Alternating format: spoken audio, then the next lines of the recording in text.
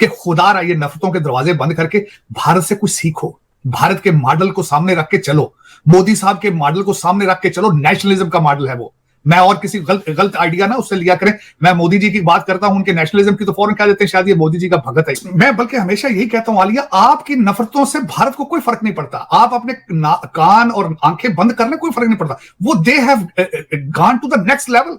जो आपकी beyond imagination है वो वहां तक पहुंच चुके हैं। वो आपकी नफरतों से उनको कुछ नहीं होगा। अब क्योंकि अमेरिका इस वक्त जो है वो मैं मर्दे बेमार है, बिल्कुल उनको इकोनॉमी भी खराब है, विल भी नहीं है, ख्वाहिश भी नहीं है, कई मसाइल हैं अमेरिका को। इन हालात के अंदर भारत ने जो एक तो साइंटिफिक अचीवमेंट्स में और दूसरा नेशनलिज्म को जो बूस्ट मिला है, जो मैंने देखा है जिस तरीके से मोदी साहब ने साउथ अफ्रीका से उन्होंने इसको खिताब किया, और जितना मैं पिछले एक हफ्ते से देख रहा था भारतीय मीडिया के ऊपर एक जो जज्बाती चीजों सेंटिमेंट्स थे लोगों के, जो उनको नेशनलिज्म का बूस्ट मिलेगा, मैं समझता हूं कि इसके असरात एटलीस्ट 20-25 साल आगे जाएंगे और उनकी ग्रोथ को मजीद इसको आगे जाएंगे। अब देखें, इसकी मिसाल मैं छोटी सी देना चाहूंगा कि वो पहले ही अपना सर्च इंजन बनाने के बारे में सोच रहे हैं, जिस तरह गूगल है, उसके बारे में कंपटीशन कराया जा रहा है भारत के अंदर। अब ये इसकी एक मिसाल है। इस तरह की कई चीजें आएंगी आगे जो भारत को will take it to the next level, to make it पहले मैं हमेशा एक लफ्ज इस्तेमाल करता था, रीजनल सुपर पावर। रीजनल से सुपर पावर से मुराद यह था कि एशिया की पावर। मेरे ख्याल में ये जो चंद्रयान 3 है, it will take them equal to the top level। जिस तरह एक तो इनको इसमें मैं समझता हूं मजीद यूनाइटेड नेशंस में वेट मिलेगा। जो पहले भारत इंटरेस्टेड था कि वो सिक्योरिटी काउंसिल में सीट मिलेगी, उसके लिए इसका इंपैक्ट होगा। और उसके बाद जो भारत की प्रोडक्ट्स हैं दुनिया में जहां जहां जाएंगी उनको बूस्ट मिलेगा, उनकी क्रेडिबिलिटी, उनकी ड्यूरेबिलिटी, उनकी मार्केटिंग पे इनको इसको चीजें होंगी। मैं समझता हूं कि बहुत बड़ी अचीवमेंट है, बहुत बड़ी अचीवमेंट है। और एक इससे मैं खास कर, क्योंकि मैं खुद एक पाकिस्तानी अमेरिकन हूं, एक जो चीज है मैं आज फिर दोबारा रिक्वेस्ट करना चाहूंगा, जो पाकिस्तानी है उनको सोचना चाहिए। और वो नफरतों के जो है दरवाजे, जो देखें आपने हमेशा एक, मैं अफसोस के साथ ये कहता हूं कि हिंदू कहकर दरवाजे बंद कर दिए जाते हैं, अपने अकल के भी और बॉर्डर भी बंद कर दिए जाते हैं। दूसरी साइड पे जो ईरान है उनको शिया कह के दरवाजे बंद कर दिए जाते हैं। चाइना भाग भाग के जाते हैं, हालांकि वो भी मुसलमान नहीं है। और मैं जिस तरह आलिया आपसे पहले अर्ज कर रहा था, हमारी बदकिस्मती है कि हर 10 साल के बाद एक अजीब किस्म के इस्लाम का टीका पाकिस्तानी कौम को लगाया जाता है, जिसका इस्लाम के साथ कोई ताल्लुक नहीं है। और उसकी सबसे बड़ी वजह यह है कि दुनिया के अंदर पूरी, this is a universal principle, universal tool है कि जो रिलीजन है वो दुनिया का एक कामयाब तरीन कारोबार है। और उस कारोबार इतना लुक्रेटिव है, इतना आसान है कि आप उसकी एक मैं जिंदा मिसाल ये देना चाहूंगा कि एक आदमी ऑक्सफोर्ड से पढ़ के निकला है, नए पाकिस्तान का ख्वाब दिखाया भी ट्विटर पे, दिखाया भी फेसबुक पे, सोशल मीडिया पे, नए पाकिस्तान का ख्वाब। आज उसको मुर्शिद कहा जाता है। आज उसका नाम मुर्शिद है। एक खातून काला जादू साथ लेके उसके चल रही है। इस किस्म के इस्लाम के टीके उस मुल्क को लगाए जाते हैं। हालांकि मेरी नजर में, जो मेरी एक नाकस नॉलेज है इस्लाम के बारे में, I am not a religious scholar, काले जादू या इस तरह के टूनों की गुंजाइश इस्लाम में मौजूद नहीं। लेकिन इस तरह के टीके लगाए जाते हैं। आज मेरी उसी कौम से एक रिक्वेस्ट है कि खुदा ये नफरतों के दरवाजे बंद करके भारत से कुछ सीखो, भारत के मॉडल को सामने रख के चलो, मोदी साहब के मॉडल को सामने रख के चलो। नेशनलिज्म का मॉडल है वो।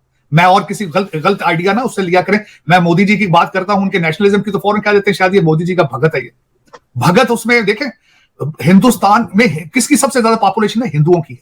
और उन्होंने उनको नेशनलिज्म दिया है। ये मेरा मॉडल है, मैं बताना चाह रहा था। इस मॉडल को फॉलो करो, नेशनलिज्म लेकर आओ।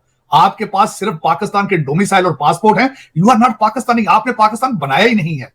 अभी तक मैं ये अप्रूव कर सकता हूं इन डिबेट कि अभी तक आपने 1947 में अगर ये पाकिस्तान दिया, जो आज जो आपके हालात हैं, अगर ये पाकिस्तान वाज ऑब्जेक्टिव, तो आपने धोखा दिया है लोगों को। आपने लोगों को बुला के यूपी से, दूसरे शहरों से, इधर से हिंदुओं को, सिखों को मार मार के, ये सेंचुरी का सबसे बड़ा धोखा नजर आता है। क्योंकि आपने टू नेशन थ्योरी को भी आप देखा जाए तो वो भी आपके फिट नहीं आती। आप आज तक कंफ्यूज हैं, आज तक की डेट तक, either it's a religious state और इट्स अ सेकुलर स्टेट। हालांकि आप माइनॉरिटीज को मार मार के भी 6 आपने चर्च जलाए हैं।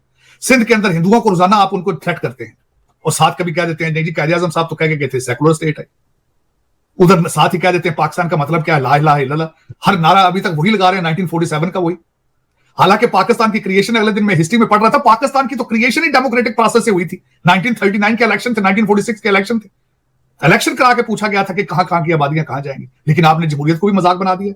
ना सियासत है ना जमहूरियत है, एक हाइब्रिड किस्म का निजाम है। एक ऐसी स्टेट है जिसपे कोई ना कोई मैं I am student of political science Alia, सारा दिन मेरा ये इसी चीजों में गुजरता है, करंट अफेयर में और दुनिया के प्रॉब्लम्स को पढ़ने के देखने में। सारी थ्योरियां फेल हो जाती हैं कि व्हाट इज दिस कंट्री, चला कौन रहा है, कौन चला रहा है इसको, ये कौन जिन्नात चला रहे हैं, कौन चला रहा है, कोई पाकिस्तानी है जो चला रहे हैं, लेकिन वो पाकिस्तान को बचाने की ख्वाहिश क्यों नहीं रखते, तरक्की की ख्वाहिश क्यों नहीं रखते, वो क्या वजह है। अब मैं उसकी छोटी सी मिसाल आ रही है, मैं खींच के लेके जा रहा हूं दूसरे साइड पे, इस पे वापस आएंगे। लेकिन अभी जो कैबिनेट बनी है उसमें कई कंट्रोवर्शियल नाम है। एक तरफ से हमारे जो नए फॉरेन मिनिस्टर साहब हैं, उन्होंने आते स्टेटमेंट दी है कि हम भारत से डायलॉग करना चाहते हैं, भारत से अच्छे रिलेशनशिप रखना चाहते हैं। कैबिनेट के अंदर मिसाल मलिक को रख लिया। देखें कंफ्यूजन, हर चीज में कंफ्यूजन है, हर चीज के अंदर कोई कहते सीरियसनेस नहीं है, किसी को डायरेक्शन नजर नहीं आती। या तो फिर वो इंडिया की बात ना करें, आप कहेंगे जी हम हालते जंग में रहेंगे इनके साथ, अपना स्टैंड लें उनके साथ, फिर बल्कि जवाब दें उनको। उन्होंने 15 अगस्त को भी उन्होंने कहा है कि हम अपना ऑक्युपाइड कश्मीर लेंगे, वापस लेंगे, घंटों में ले लेंगे, दिनों में ले लेंगे। या तो उनको उस चीज का जवाब दें, साथ डायलॉग कर देते नहीं जी हम बात। बल्कि मैं उसमें थोड़ी सी बात एक, खैर मैं थोड़ा सा इसमें मैं अपना आंसर भी देना चाहूंगा। शायद ये बातें IMF के लिए बयान देते हैं, शायद ये कहते हैं दुनिया को बताने के लिए, देखें जी हम ये ट्राई अपनी कर रहे हैं, लेकिन साथ मिसाल मलिक को भी खड़ा कर दिया, जिसका कंट्रोवर्शियल उसकी सारी चीजें डिफ्यूज कर दी सारी। तो हम सॉरी मैं इस साइड पे ले गया, लेकिन आज की बात तो वाकई हम करना चाहेंगे। साजिद साहब, ये जो आप बात करें आज की, इसमें मैं भी आपको इसमें ऐड कर दूं। जब ये आप बातें कर रहे थे ना, अभी कुछ देर पहले मैं देख रही थी कि व्हाट्सएप ग्रुप्स में चल रहे हैं, तो एक साहब ने लिखा कि ये जो है, ये तालियां जो बजा रहे हैं, ये तो बीजेपी और मोदी की तालियां हैं, और इसमें हमारी तरफ के भी कुछ लोग शामिल हैं। अच्छा, मैं बड़ा हैरान हुई। फिर हमने देखा, किसी ने लिखा, बड़ा सही लिखा वो, तो उसने कहा हमने तो अभी तक अमेरिका का चांद पे जाना नहीं तस्लीम किया, तो हम इंडिया का चांद पे जाना कैसे तस्लीम करेंगे। तो साजिद साहब, जब सोच ये हो कि पढ़े लिखे लोगों से भी ऐसी ही आपको बातें सुनने को मिल रही है कि ये तो इंसानियत की फतह है, ये तो जमीन की, अर्थ की, आपके प्लेनेट की फतह है, सबकी है ये फतह, आप उसको एक अंडरमाइन करने की कोशिश कर रहे हैं क्योंकि आप नाकाम हो गए। आपको उनको कोई फर्क नहीं पड़ेगा, नाकामी फिर आपकी ही रहेगी। तो क्या इस माइंडसेट को चेंज किया जा सकता है? देखिए, मैं बल्कि हमेशा यही कहता हूं आलिया, आपकी नफरतों से भारत को कोई फर्क नहीं पड़ता। आप अपने कान और आंखें बंद करने कोई फर्क नहीं पड़ता। वो they have gone to the next level. जो आपकी बियॉन्ड इमेजिनेशन है, वो वहां तक पहुंच चुके हैं। वो आपकी नफरतों से उनको कुछ नहीं होगा।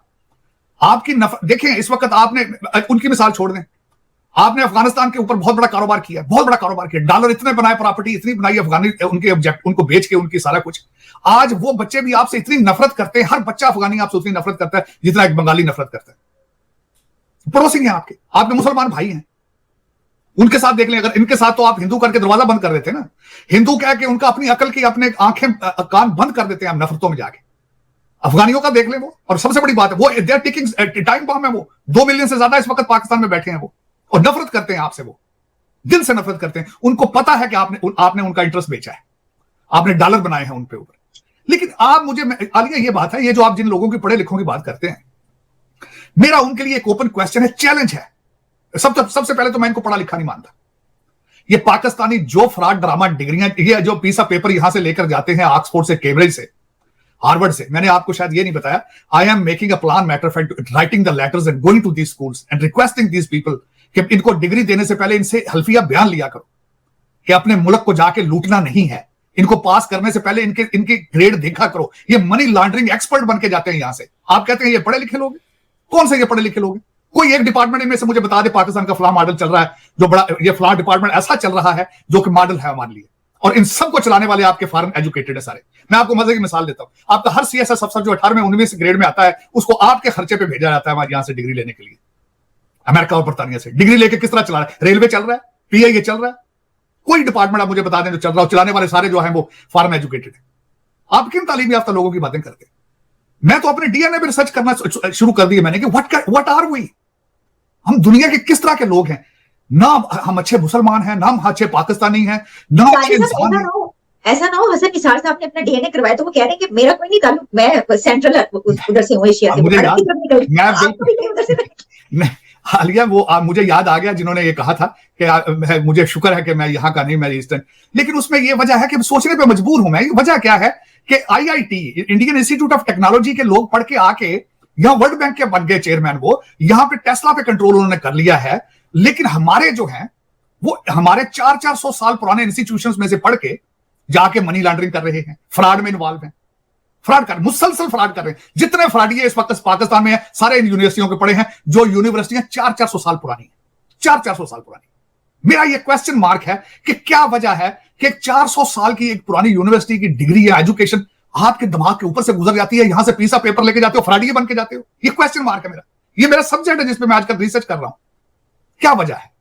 जी अच्छा सादिक साहब, क्योंकि आप यूनिवर्सिटीज की बात करें, सर मेरा आपसे सवाल ये होगा, क्या अब ये नहीं होना चाहिए कि जब एक आपका हमसाया मुल्क चांद पर पहुंच गया, उसने करके दिखा दिया, पूरी दुनिया उसकी तारीफ कर रही है, तो आप अब अपने नौजवानों का इंटरेक्शन उनसे शुरू करवाएं, आप कुछ इस तरह की ट्रांसफर्स करें नौजवानों के, वहां पे भेजें पढ़ने के लिए, इंडिया से कहें कि हमें अब आपकी मदद चाहिए, ठीक है, तालीम और उसमें जो है आप उनसे मदद लें। क्या ऐसा नहीं होना चाहिए? बिल्कुल ऐसा होना चाहिए, बिल्कुल ऐसा होना चाहिए, 100.10%। लेकिन कारोबार है, मजहब और डिफेंस उसके साथ, ये दोनों कारोबार है पाकिस्तान। उस कारोबार का क्या करेंगे आप? आपने सारी जिंदगी इश्यूज बना के रखे हैं बॉर्डर पे तनाव के लिए, क्योंकि कारोबार था ये, उसका क्या करेंगे? और दूसरी बात ये करना चाहूंगा मैं सबसे पहले, आलिया ये कौन करने की जरूरत किसको है? क्योंकि वजह क्या है, जो 10,000 आपके रूलिंग एलीट हैं, जो आपके मिनिस्टर ऑफ एजुकेशन हैं, जो पॉलिसी बनाने वाले हैं, जो शार्ट्स कॉल करने वाले हैं, उनके बच्चे सब तो बाहर पढ़ रहे हैं। तो वो जो पाकिस्तान में ट्विटर, आपके वो ट्विटर वाले सारे जो लगे थे अमीरुल मोमिनीन के पीछे, वो तो सारे के सारे, मेरा मकसद है लोअर मिडिल क्लास के बच्चे हैं, फारग हैं, आवारा हैं, लौंडे लपाड़े हैं, उनकी किस्मतों के फैसले करने वाले तो उनके बच्चे सब तो बाहर हैं। वो क्यों करेंगे भाई? वो बल्कि वो तो उनको डिप्रेस रखना चाहते हैं। ये तो जो बच्चा बैठा है इस वक्त पाकिस्तान में, जिसके हाथ के अंदर आईफोन मौजूद है, उसको खुद सोचना होगा कि यार मैंने ये जाके 9 मई को जो किया, मैंने दूसरे चीजों में बाहर निकलता हूं, आवारा फिरता हूं, मेरे लीडरों के बच्चे कहां हैं? ये एक सवाल उसको खुद अपने आप से पूछना होगा कि इनके बच्चे कहां हैं, ये इनके बच्चे इनके साथ जलसों में क्यों नहीं है? आज जितने जेलों में फिर रहे हैं, इनमें किसी लीडर का बच्चा क्यों नहीं है? ये सवाल उस लौंडे लपाड़े को चाहिए कि वो खुद देखे, रिसर्च करे अपने आईफोन पे, और उसके बाद जाके खुद कुछ आईफोन को यूज करके नॉलेज सीखने की कोशिश करे। ये जो ऊपर आपकी रूलिंग एलीट, ये जो ब्रिटिश एजेंट है, मैं आप वो भी डिफाइन करना चाहता हूं कि ये ब्रिटिश एजेंट हैं, ये इनकी किस्मतों के फैसले नहीं कर सकते। इस वक्त मैंने आजकल आलिया जो मैंने देखा है, पाकिस्तान में 2 किस्म के ब्रिटिश एजेंट फिर रहे हैं। एक तो ब्रिटिश एजेंट ऐसे थे जिनको जो ब्रिटिश लोग थे जमीनें देकर गए, उनका नाम है इलेक्टेबल। अमीरुल मोमिनीन ने भी फरमाया था कि इलेक्टेबल है। अब वो फिर पार्टियां चेंज करके दोबारा असेंबली में पहुंचेंगे। एक तो वो है। दूसरे ब्रिटिश एजेंट कौन है? दूसरे ब्रिटिश एजेंट वो हैं जो टैक्स कलेक्शन सिस्टम के लिए ब्रिटिशों ने बनाया था आपको रूल करने के लिए, जिनका नाम है कमिश्नर, असिस्टेंट कमिश्नर, तहसीलदार और जुडिशरी, सिविल जज साहब, सेशन जज साहब। ये सारे दूसरी किस्म के ब्रिटिश एजेंट हैं। एस्टेब्लिशमेंट यहां जब ब्रिगेडियर से भी ऊपर जाता है, यहां आता है नेशनल डिफेंस यूनिवर्सिटी, अमेरिका में या बरतानिया से डिग्री लेकर जाता है। मैं उनको भी ब्रिटिश एजेंट ही कहता हूं। उसकी वजह यह है कि वो इनके सिस्टम को सीख के जाते हैं, यहां पे मकानों पे निशानियां लगा जाते हैं कि हम जाएंगे, लूट कर वापस आएंगे, बच्चों को आके लेके happily live here in the US और यूके। तो ये ब्रिटिश एजेंट हैं। वो जो बच्चा आज जिसके हाथ में आईफोन है, उसको जान छुड़ानी पड़ेगी इनसे। लेकिन किस तरह जान छुड़ानी पड़ेगी? वो जो नॉलेज सारा दिन उर्दू में ट्वीट करता है, पहले तो मेरी रिक्वेस्ट ये है, इंग्लिश पे तवज्जो दें, मैथ पे तवज्जो दें। इसके बगैर गुजारा नहीं है। अपनी किस्मत का फैसला खुद करना होगा। आजकल भारत के अंदर जिस तरह वो उनका स्लोगन आज कर रहा है, सोच बदलो भारत बदलो। इनको भी चाहिए होगा सोच बदलो पाकिस्तान बदलो, वरना बचेगा नहीं, ना पाकिस्तान बचेगा, ना ये खुद बचेंगे।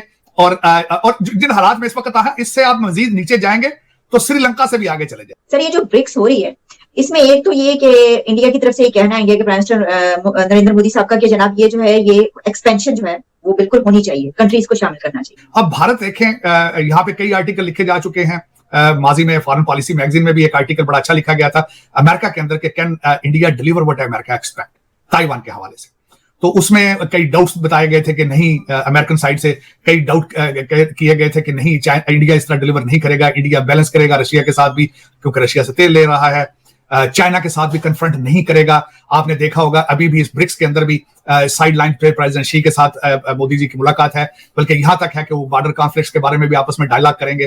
तो वो अमेरिका के अंदर एक डाउट्स हैं ये इस चीज पे कि भारत शायद पूरे तरीके से डिलीवर नहीं कर पाएगा। लेकिन जो अलायंस बन रहा है वो वेस्टर्न कंट्रीज का, आकस जिस तरह आप बात करें, और उसमें इंडिया और अमेरिका का। दूसरा जो ब्लॉक है जिसमें चाइना और रशिया है, आपने देखा होगा कि चाइना ने इन्फ्लुएंस गेन किया है मिडल ईस्ट के अंदर। सऊदी अरेबिया चाइना के साथ गया। सबसे पहली दफा मैं समझता हूं कि चाइना ने जो आर्बिट्रेशन की है सऊदी अरेबिया की और ईरान की, पहले इस तरह के मॉडल हमेशा वाशिंगटन डीसी में होते थे, फलस्तीनियों इसराइल वालों के, इब्राहिम अकॉर्ड के, दूसरी दुनिया के मसाइल आर्बिट्रेशन पहले कैंप डेविड में होती थी। ये पहली दफा चाइना ने किया है। अब भारत को उसका भी तशवीश है कि चाइना इन्फ्लुएंस गेन करना चाह रहा था, इसी वजह से ब्रिक्स के एक्सपेंशन के ऊपर उनको एतराजात थे। लेकिन मेरे ख्याल में आज की जो स्पीच आप जिसके जिक्र आपने भी किया है कि मोदी जी ने कहा है कि हम वो एग्री कर गए हैं उसकी एक्सपेंशन पे, उसकी वजह यह है कि चाइना और रशिया का दबाव बहुत ज्यादा था इस चीज ब्रिक्स की एक्सपेंशन में, और हो सकता है कि वो इन चीजों को रशिया भारत के जो अपने इतराजात से उनको बाईपास करके वैसे भी एक्सपेंशन की तरफ जाते। लेकिन आज उन्होंने जो किया है, लेकिन इसका फ्यूचर जो मैं देख रहा हूं कि भारत इसकी जो एक्सपेंशन है उसके बारे में कंट्री टू कंट्री जो है उस पे अपने इतराजात सामने रखेगा, उनको चैलेंज करता रहेगा। भारत की तरफ से यह था कि हम इसकी क्वालिटी ब्रिक्स के नीचे नहीं लाना चाहते, इसकी कंजर्वेटिव एक्सपेंशन चाहते हैं, उनके इतराजात ये थे। और उनकी बात ठीक है। इस वक्त जो top of the line BRICS के अंदर भी अर्जेंटीना जो कि साउथ अमेरिका के कंट्री है, वो बड़ा इंटरेस्ट ले रहा है इसमें, और उसके बारे में उनके फाइनेंशियल क्राइसिस के बारे में सबको पता है। तो इनके इतराजात अगर देखे जाए भारत के, किसी हद तक गलत नहीं थे। इसकी अगर इन्होंने रैपिड एक्सपेंशन की तो इसमें कई मुमालिक ऐसे आएंगे जो क्राइसिस में है इन फाइनेंशियल, और they will bring the BRICS and their stability down at the same time. लेकिन ये कि 5 मुमालिक हैं उसके, और दे आर स्ट्रॉन्ग। मोदी साहब ने आज अपनी स्पीच दी, वंडरफुल स्पीच थी, वाज टेकन वेरी वेल। तो दोस्तों, जैसे कि आपने क्लिप में देखा कि भाई मोदी का जो डेवलपिंग मॉडल है ना, मतलब कि भाई पूरी दुनिया मान रही है। कैसे मान रही है? मतलब कि भाई साहब जब से 2014 से मतलब कि प्रधानमंत्री नरेंद्र मोदी मतलब कि भाई साहब प्रधानमंत्री बने हैं ना, तब से भाई साहब उन्होंने ऐसे काम किए हैं ना भाई साहब, उस तरीके से क्या बोलते हैं मॉडल जो बनाया ना, मतलब कि भाई डेवलपिंग मॉडल है। मतलब कि बड़े-बड़े देश मतलब कि भाई साहब कॉपी करने की कोशिश कर रहे हैं। भाई साहब इंडोनेशिया के प्रधानमंत्री ने बोला कि भाई मैं भी मतलब कि मोदी की जो नीतियाँ हैं, डेवलपिंग मॉडल है, उसको कॉपी करना चाहता हूँ। और भी बहुत सारे देशों ने बोला है भाई साहब कि कॉपी करना चाहते हैं। ठीक है, मैं बताता हूँ आपको। देखिए मोदी के डेवलपिंग मॉडल से आपका मतलब भाई साहब 2014 के बाद से विकास मॉडल है। ठीक है, तो इसे केवल एक व्यक्ति की मतलब कि भाई व्यक्ति की उपलब्धि के साथ साथ भाई साहब पूरे देश की भी उपलब्धि है। ठीक है भाई साहब, यह मॉडल कई क्षेत्रों में है, मतलब कि वैसे इंफ्रास्ट्रक्चर, डिजिटल टेक्नोलॉजी, मैन्युफैक्चरिंग, कल्याणकारी योजनाएं, वित्तीय समावेश, ऊर्जा और विदेश नीति को एक साथ आगे बढ़ाने की कोशिश के रूप में समझा जा सकता है। ठीक है वैसे इंफ्रास्ट्रक्चर पहले बात कर लेते हैं।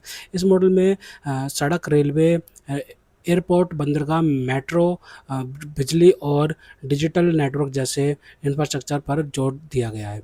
उद्देश्य केवल नई सड़कें बनाना नहीं, बल्कि लॉजिस्टिक्स की लागत कम करना और देश के अलग-अलग हिस्सों को आर्थिक गतिविधियों से जोड़ना है। बेहतर कनेक्टिविटी के उद्योगों को बाजार और कच्चे माल तक पहुंचाना आसान होती है। ठीक है, आसान होता है। ठीक है, भारत के विकास मॉडल की सबसे चर्चित विशेषताओं में से एक डिजिटल पब्लिक इंफ्रास्ट्रक्चर है। यूपीआई, आधार और डिजिटल पेमेंट जैसे प्लेटफॉर्म्स ने बैंकिंग और भुगतान को बड़े पैमाने पर डिजिटल बनाया है। इससे छोटे दुकानदारों से लेकर बड़े व्यवसाय तक डिजिटल लेन देन का विस्तार हुआ है। इसी वजह से भारत को कई क्षेत्रों में large scale digital public infrastructure के एक महत्वपूर्ण उदाहरण के रूप में देखा जा सकता है। जनधन अकाउंट से मतलब वैसे गरीबों तक सीधे सरकारी लाभ पहुंचाना। ठीक है, जनधन अकाउंट से आधार और मोबाइल कनेक्टिविटी को जोड़कर सरकार ने डायरेक्ट बेनिफिट ट्रांसफ़र को बढ़ाने की कोशिश की। मतलब कि वैसे जो पहले की सरकारें थी, मतलब कि राजीव गांधी की, मतलब गांधी परिवार की सरकारें में थी, कांग्रेस की सरकार थी, तो उसमें एक चर्चा होती थी कि भाई कि हम मतलब कि उनसे प्रधानमंत्री ने मतलब किसी ने सवाल पूछा कि आप मतलब कि इतने 1 रुपया भेजते हैं, तो मतलब प्रधानमंत्री ने बोला था उस टाइम पे, आई थिंक राजीव गांधी ने बोला था। ठीक है, तो उन्होंने कहा था कि मैं एक रुपया भेजता हूँ। ठीक है भाई, जो लाभार्थी के लिए 1 रुपया भेजता हूँ, तो भाई वो 1 रुपया उसको नहीं मिलता, उसको आधे से भी कम मिलता है वो रुपया। ठीक है भाई, तो ये चीज़ जो है ना भाई, प्रधानमंत्री मोदी को ना मतलब वैसे समझ आ चुकी है कि भाई सब ये जो चीज़ है बीच में से बिचौलिए होते हैं जो, उनको हटा दिया जाए तो डायरेक्ट बेनिफिट ट्रांसफ़र का मतलब ये पूरा का पूरा अमाउंट मतलब कि लाभार्थी को मिल सकता है। तो ये चीज़ नीति है ना भाई, प्रधानमंत्री मोदी ने मतलब बहुत तगड़ी बनाई है। ठीक है, इसी व्यापक दृष्टिकोण को अक्सर JAM यानी जनधन, आधार और मोबाइल, ठीक है, फ्रेमवर्क के रूप में समझाया जा सकता है। ठीक है, भारत के लंबे समय तक मुख्य रूप से सर्विसेज ड्रिवन इकोनॉमी के रूप में जाना जाता था। मोदी सरकार ने मैन्युफैक्चरिंग को भी ग्रोथ इंजन बनाने की कोशिश की है। Make in India, production linked initiative, PLI, semiconductors और इलेक्ट्रॉनिक्स मैन्युफैक्चरिंग जैसी नीतियों का उद्देश्य भारत को ग्लोबल सप्लाई चेन्स में ज़्यादा महत्वपूर्ण भूमिका दिलाना है। विशेष रूप से स्मार्टफोन्स और इलेक्ट्रॉनिक्स मैन्युफैक्चरिंग में भारत की प्रोडक्शन कैपेबिलिटी में उल्लेखनीय विस्तार हुआ है। ठीक है, भारत का ग्लोबल सप्लाई चेन का विकल्प बनना है। ठीक है भाई, दुनिया में कंपनियां अपनी सप्लाई चेन्स को एक ही देश पर निर्भर रखने के बजाय डाइवर्सिफाई करने की कोशिश करती हैं। भारत इस बदलाव को अपने अपने लिए अवसर के रूप में देख रहा है। यही कारण है कि भारत की रणनीति केवल भारत के लिए उत्पादन तक सीमित नहीं है, बल्कि भारत में उत्पादन करके दुनिया को एक्सपोर्ट करने की दिशा में भी है। ठीक है? इस मॉडल की एक ख़ास बात ये है कि इसमें वेलफेयर और इंफ्रास्ट्रक्चर दोनों को साथ लेकर चलने की कोशिश दिखाई देती है।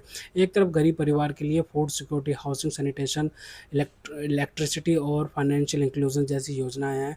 दूसरी तरफ हाईवेज़, रेलवेज़, एयरपोर्ट्स, लॉजिस्टिक्स और इंडस्ट्रियल इंफ्रास्ट्रक्चर पर निवेश है। ठीक है? अर्थात मॉडल का विचार एक यह है कि गरीबों तक तत्काल ज़रूरतें पूरी करने के साथ-साथ इकोनॉमिक कैपेसिटी भी बढ़ाई जाए। भारत ने renewable energy, solar power, electric mobility, green hydrogen और अन्य क्लीन एनर्जी टेक्नोलॉजीज़ में भी अपनी क्षमता बढ़ाने की कोशिश की है। इसका महत्व इसलिए भी बढ़ जाता है क्योंकि भारत को एक साथ इकोनॉमिक ग्रोथ, एनर्जी सिक्योरिटी और क्लाइमेट कमिटमेंट्स को संभालना है। ठीक है? विदेश नीति को इकोनॉमिक डेवलपमेंट से जोड़ना। मोदी सरकार के विकास मॉडल का एक बहुत महत्वपूर्ण हिस्सा फॉरेन पॉलिसी भी है।